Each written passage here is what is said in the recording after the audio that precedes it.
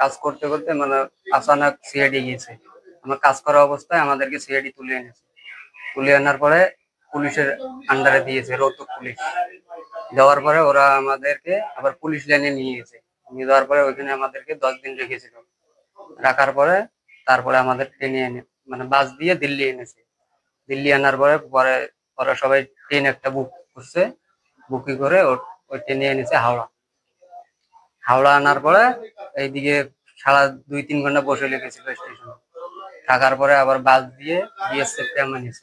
বিয়ে শাদী দিছে, মা বাপে দেখি শুনি দিছে, এই করে বেশি খাবাসি। বর্তমান মনে করো এই বছরটা মানে 2-3 মাস আগেই খুব মনে করো একদিন 2 দিন বাদ বাদ পুলিশের গাড়ি যাবে, সিআইডির গাড়ি যায়, পুলিশের গাড়ি যায়, যা চেক করে মানে বাংলাদেশি লোক আছে নাকি।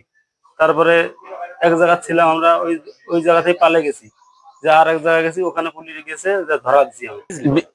বিএসএফ কর্তৃক বাংলাদেশে ঠেলে দেওয়া 30 জন নারী, পুরুষ, শিশুদের বিজিবি ভোরবেলায় আটক করে মুজিবনগর থানা হস্তান্তর করার পরে আমরা এটা যাচাই বাছাই করতেছি। পরবর্তীতে আইনগত ব্যবস্থা গ্রহণ করা হবে।